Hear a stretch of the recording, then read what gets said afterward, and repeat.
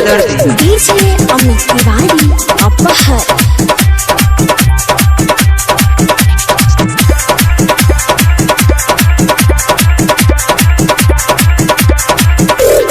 चढ़ते सावन सैया माथे चंदन करेला।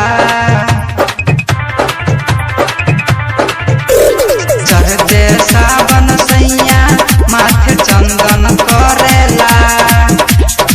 भोरे भोरे शिव के अभिनंदन करेला।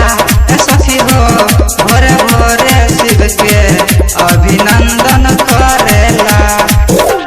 DJ Amit Tiwari Aphar. Singing by Krishna बेदर्दी।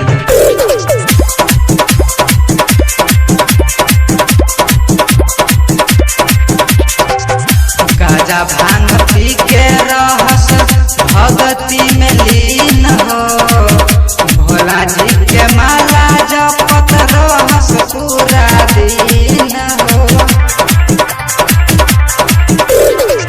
गाजा भांग पी के रहस भगती में लीन हो।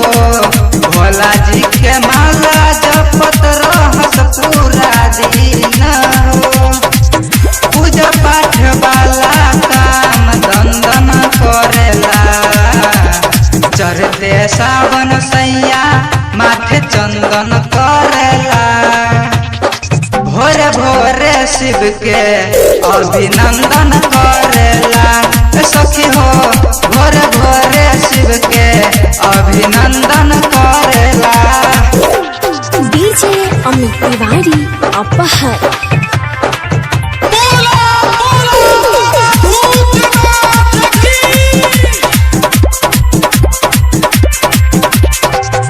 भोला जी के हवे त गजबे रूप हो। नहीं के चला हवे महाकाल गुरूप हो।